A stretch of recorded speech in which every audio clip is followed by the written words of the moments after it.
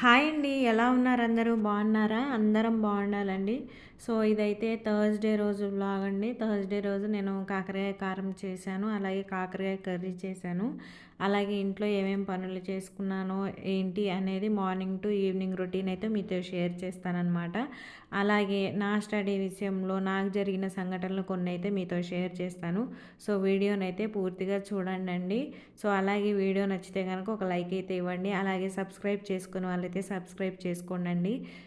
కాకరకాయతో చేసిన రెసిపీస్ ఇష్టం లేని వాళ్ళే ఎక్కువ ఉండొచ్చు ఇష్టం ఉన్న వాళ్ళకంటే. సో, ఇష్టం ఉన్న వాళ్ళలో అయితే నేను ఒకదాన్ని అనమాట. నాకు కాకరకాయ కర్రీ అన్నా, కారం అన్నా చాలా ఇష్టమండి. సో, కాకరకాయ కర్రీ చేదు ఉండదండి. మా అమ్మ కూడా చేదు లేకుండా ఉంటుందన్నమాట. నేను కూడా అలాగే చేస్తూ ఉంటాను. చాలా బాగుంటాయండి. చాలా ఇష్టంగా చేసుకుంటాను కాకరకాయ రెసిపీస్ కూడా. సో, అలాగే ఈరోజు కాకరకాయ కారం చేసుకున్నాను. అలాగే కాకరకాయ కర్రీ కూడా చేసుకున్నాను అనమాట. చాలా అంటే చాలా అద్భుతంగా ఉంటాయండి రెసిపీస్ మాత్రం. నాకు చాలా ఇష్టము కాకరకాయతో చేసిన రెసిపీస్ ఏదైనా సరే. సో, చేదు ఉంటుంది అంటే చేదు ఉండదండి. చేదు లేకుండానే ప్రిపేర్ చేసుకుంటానన్నమాట. అస్సలు అంటే అస్సలు చేదు ఉండదు కాకరకాయ కర్రీస్.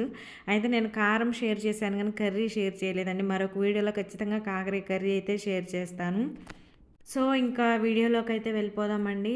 కాకరకాయలని అయితే ఫస్ట్ అయితే ఇలా రౌండ్గా సన్నగా కట్ చేసుకున్నానండి. ఒకవేళ లావుగా కట్ చేసుకున్నారనుకోండి ఫ్రై చేసుకోవడానికి కొంచెం టైం ఎక్కువ పడుతుంది. సో, సన్నగా కట్ చేసుకున్నారని త్వరగా ఫ్రై అయిపోతాయి. అసలే ఇది ఫ్రై చేయడానికి కొంచెం టైం అయితే పడుతుందండి. సో, నేను ఆయిల్ అయితే పెట్టుకున్నాను. ఆయిల్ హీట్ అయిన తర్వాత కాకరకాయలు వేసుకుందాము. అండ్ ఇది ఫ్లేమ్ వచ్చేసి హై ఫ్లేమ్లో పెట్టేసి ఫ్రై చేయొద్దండి. మీడియం ఫ్లేమ్లోనే ఫ్రై చేసుకోవాలి. ఎందుకంటే హై ఫ్లేమ్లో పెట్టుకున్నామంటే ఎర్రగా కలర్ చేంజ్ అవుతాయి కానీ కుక్ అవ్వవు కాకరకాయలు. సో, అందుకని మీడియం ఫ్లేమ్లో అయితే పెట్టుకొని ఫ్రై చేసుకోవాలి. అన్నీ లైట్ బ్రౌన్ కలర్ వచ్చేంత వరకు కూడా ఫ్రై చేసుకోవాలండి. సో, చూశారు కదండీ వీడియోలో. ఈ విధంగా అయితే మనం ఫ్రై చేసుకోవాలి కాకరకాయలని. ఈ విధంగా ఫ్రై చేసుకున్నామంటే కారం అనేది మనకి చేదు అనేది లేకుండా ఉంటుందన్నమాట. చాలా బాగా వస్తుంది. సో, కొంచెం కరకరలాడేంత వరకు ఫ్రై చేసుకోవాలి. ఎక్కువ ఫ్రై చేసుకున్నా కూడా మాడిపోతాయి. మాడిపోయేంత వరకు కాకుండా ఈ విధంగా అయితే ఫ్రై చేసుకోవాలి. సో, నేను ఫ్రై చేసుకొని ప్లేట్లోకి అయితే తీసుకున్నానండి. నెక్స్ట్ మళ్ళీ ఇంకో వాయి అయితే వేస్తున్నాను ఆయిల్లో. సో, ఈ వాయి కూడా అదే విధంగా ఫ్రై అయితే చేసుకుందాము. కాకరకాయలు మధ్య మధ్యలో కదుపుతూ ఈవెన్గా ఫ్రై అయ్యేంత వరకు అయితే ఫ్రై చేసుకుందాము. సో, నా స్టడీ విషయంలో నేను చేసిన మిస్టేక్ ఏంటంటే అండి, నేను నర్సింగ్ సైడ్ వెళ్దామని వొకేషనల్ గ్రూప్ అయితే తీసుకున్నాను. ఇక్కడ కాకరకాయలు కూడా ఫ్రై అయిపోయాయండి. సో, సెకండ్ వాయి కూడా ఫ్రై అయ్యాయి, తీసేస్తున్నాను ప్లేట్లోకి అయితే. సో, నెక్స్ట్ వచ్చేసి నర్సింగ్ చేద్దామని అయితే వొకేషనల్ గ్రూప్ అయితే తీసుకున్నానండి.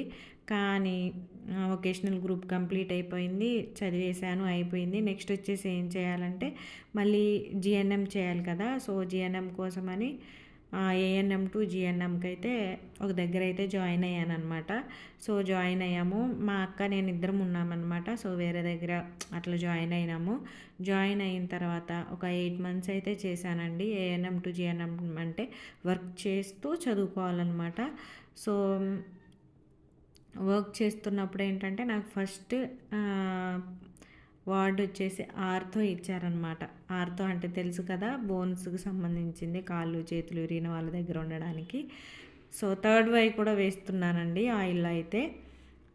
బోన్స్ ఫ్రాక్చర్ అయిన వాళ్ళ దగ్గర ఉండడం అనమాట. సో, ఏంటంటే వార్డులో మనం డ్యూటీ చేస్తూ ఉంటాము. ఎక్కడైనా అంటే పెద్ద హాస్పిటల్లో చేస్తున్నాను కాబట్టి వేరే దగ్గర కావలసిన స్టాఫ్ అనేవాళ్ళు లేనప్పుడు మనల్ని వేరే దగ్గరకు మారుస్తూ ఉంటారనమాట. ఈవెన్ ఏంటంటే గైనకాలజీ కానివ్వండి, ఇంకా మెడిసిన్కి సంబంధించిన వాటిలకైతే చేంజ్ చేస్తూ ఉంటారు. ఐసీయూస్, క్యాజువాలిటీస్ చేంజ్ చేస్తూ ఉంటారనమాట. సో, ఆ మిడిల్లో నన్ను చేంజ్ చేస్తూనే ఉన్నారు. సో, గైనకాలజీ ఒకసారి అట్లా వేశారనమాట. తర్వాత పీడియాట్రిక్, మెడిసిన్, సర్జికల్ అలా వేశారు. లాస్ట్లో ఏంటంటే నన్ను డీవీఎల్లో వేశారండి. డీవీఎల్ అంటే తెలుసు కదా, డెర్మటాలజీ.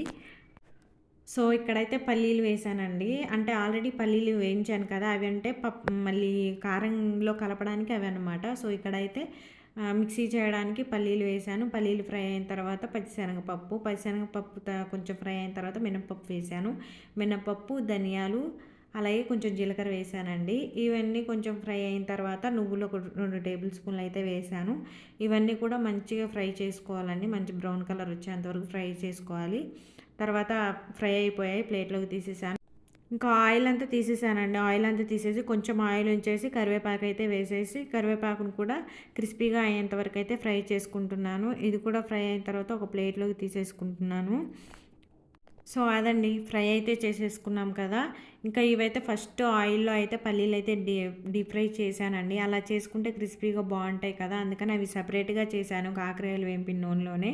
తర్వాత ఇవైతే మిక్సీ పట్టడానికి మళ్ళీ పప్పులతో కలిపేసి పల్లీలు కూడా వేసేసి కొంచెం చింతపండు అండి, చిన్న నిమ్మకాయ సైజ్ అంత ఉంటుంది. కొంచెం చింతపండు, అలాగే ఒక 25 వరకు వెల్లుల్లి రెబ్బలు, అలాగే ఎండు కొబ్బరి ఒక టేబుల్ స్పూన్ వరకు అయితే తీసుకున్నాను.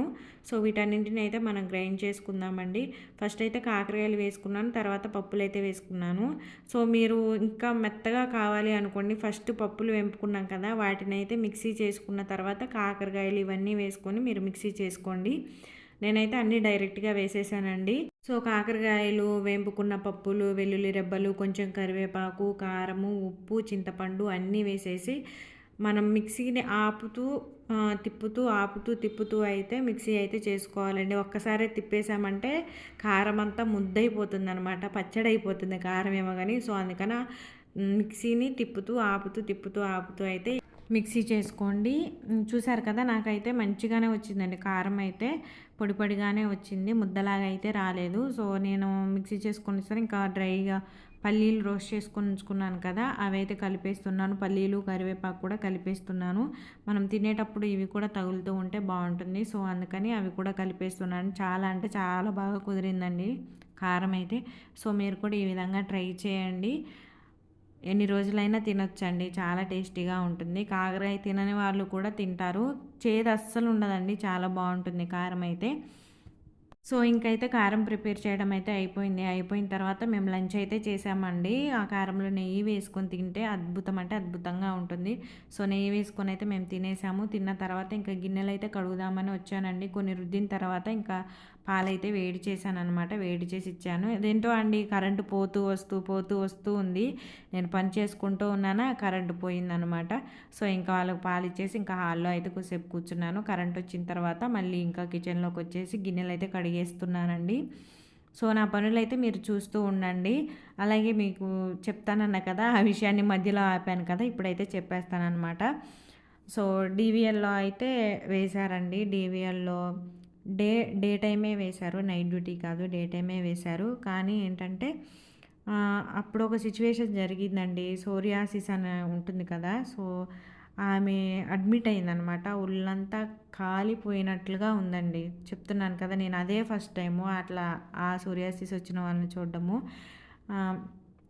కా అట్లా ఉందనమాట. తనని చూడగానే భయమేసిందండి నాకైతే. ఎందుకంటే చిన్న ఏజ్ కదా, అంత ఎక్స్‌పర్ట్‌లం కాదు, ఎక్స్‌పీరియన్స్ కూడా లేదు. నాకైతే భయమేసిందండి నిజం చెప్పాలంటే. మనతో పాటు మనం ఒక్కళ్ళమే కాదు, సీనియర్స్ కూడా ఉంటారనమాట నాతో పాటు. సీనియర్ ఒక ఆమె ఉంది డే డ్యూటీలో. కానీ ఆమె డాక్టర్స్ విజిట్స్‌కి వస్తారు కదా, వచ్చినప్పుడు ఏంటంటే పట్టుకోమన్నారు, ఆమెని లేపి పట్టుకోమన్నారనమాట. నేను పట్టుకోలేకపోయానండి. నా చేతులకి గ్లౌజులు కూడా లేవు ఆ టయానికి. ఎందుకంటే సీనియర్ ఉంటుంది కదా, తనే వెళ్తారులే అని నేను లైట్ తీసుకున్నాను. కానీ ఆమె ఏంటంటే ఆమె కూడా భయపడి ఆగిపోయింది. డాక్టర్లే ఇంకా ఆమె ఏదో తీసుకురావడానికి అనేసి లోపలికి వెళ్ళిందనమాట. ఇంకా డాక్టర్ వచ్చినప్పుడు నేను ఉన్నాను. సో నన్ను లేపి పట్టుకోమన్నారు. నాకు భయమేసి నేను వెళ్ళలేదండి. సో ఇక అప్పుడు వాళ్ళు చూసిన చూపు, సీరియస్‌నెస్ మన మీద ఎంతైనా కొంచెం కోప్పడతారు కదా డాక్టర్స్. ఆ సీరియస్‌నెస్ అదంతా కూడా, ఆ భయం అనేది నాకు అప్పటి నుండి స్టార్ట్ అయిందనమాట. సో అండ్ నేను బ్లడ్ కూడా ఎక్కువ చూడలేను. సిచ్యువేషన్స్ కొంచెం దారుణంగా ఉన్న వాళ్ళ పరిస్థితులు చూడలేననమాట. సో అందుకని నేను ఆ నర్సింగ్ సైడ్‌లో నెగ్గలేకపోయాననమాట. ఇదంతా ముందే ఎవరైనా చెప్పున్నా నేను అది అటు సైడ్ వెళ్ళకుండా వేరే సైడ్ చూస్ చేసుకునేదాన్నేమో. సో నాకు అంత జ్ఞానం లేదనమాట. అప్పుడు ఎవరు చెప్పలేదు నాకు. సో అటు సైడ్ వెళ్ళిపోయాను. అంటే అంతకుముందు వేరే అక్క వాళ్ళు చేయడము, నర్సింగ్ చేయడము, శాలరీస్ రావడం ఇవన్నీ చూసి ఉంటాం కదా. సో అలాగే నేను కూడా జాబ్ చేయాలి, చేయొచ్చు అని ఈజీగా తీసుకొని అటు సైడ్ వెళ్ళాను. కానీ అందరూ చేయలేరండి దాన్ని, అందరూ చేయలేరు. సో నాకు ఆ ఓపిక లేదు. మా అక్క అయితే చేస్తూనే ఉంది. ఇప్పుడు తను జాబ్ చేస్తుంది అక్కడ కూడా. తనకంత ఓపిక ఉంది. తను కొంచెం ధైర్యం నాకంటే కూడా కొంచెం స్ట్రాంగ్‌గా ఉంటదనమాట. సో నేను చాలా సెన్సిటివ్. సో నేను దాంట్లో ఇక నర్సింగ్ సైడ్ నెగ్గలేకపోయానండి. బయటకొచ్చేసాననమాట నేను ఉండను అనేసి. సో ఎందుకొచ్చేసావు? ఎందుకు చేయవు? అనేసి అడిగినా కూడా ఈ సమాధానాన్నయితే నేను మా వాళ్ళకి చెప్పలేకపోయాననమాట. సో నెక్స్ట్ ఇంకా నన్నైతే వేరే దగ్గర నర్సింగ్ కాకుండా వేరే దగ్గర అయితే మా మావయ్య జాయిన్ చేయించారనమాట. సో మళ్ళీ అక్కడ నుండి స్టడీ ఇవన్నీ కూడా కంటిన్యూ చేస్తూ వచ్చాను. సో ఇదండి, ఒకవేళ చదువుకునే వాళ్ళు ఏది చేయాలనుకున్నా సరే ముందు ఎవరినైనా అడిగి అది చేయగలమా లేదా అని అన్నీ ఆలోచించుకొని చేయాలి. నా అలాగైతే మిస్టేక్ చేయకండి. సో అలాంటి సిచ్యువేషన్స్ వచ్చినప్పుడు, డిఫికల్టీస్ వచ్చినప్పుడు తప్పించుకొని వేరే వాళ్ళ మీద వేయాలని చూసేవాళ్ళు కూడా నెగ్గగలుగుతారండి. కానీ కామ్గా ఇలా సైలెంట్గా ఇంత సెన్సిటివ్గా ఉండి నడిపించాలంటే నర్సింగ్ని నడిపించలేమన్నమాట. ఇంకా స్టడీ విషయానికి వస్తే నేను షార్ప్గానే ఉండేదానండి, బాగానే చదివేదాన్ని. కానీ ఈ నర్సింగ్ ఫీల్డ్ అనేది నేను చేయలేకపోయాను అనమాట. సో అందుకని డెసిషన్ అనేది కరెక్ట్గా తీసుకోండి స్టడీ విషయంలో. అలాగే వ్లాగ్ అయితే నచ్చిందా అండి? చూసారు కదా, అన్ని వర్క్స్ కంప్లీట్ చేసుకున్నాను. ఇల్లు మాప్ కూడా పెట్టేశాను, అలాగే కర్రీ చేసేసాను. వాళ్ళిద్దరు తినేశారు. కన్నయ్యకి స్నానం కూడా చేపించానండి. ఇంకా నేను కూడా స్నానం చేసేసి వచ్చి ఇంకా నేను కూడా తినడానికి అయితే పెట్టేసుకున్నానండి. సో ఎమ్మి కాకరకాయ కర్రీతో అయితే తినేస్తాను. ఇలాంటి సిచ్యువేషన్స్ మీరు కూడా ఫేస్ చేస్తే కామెంట్ చేయండి. అలాగే వీడియో నచ్చితే లైక్ చేయండి, అలాగే సబ్స్క్రైబ్ చేసుకోండి. Bye bye.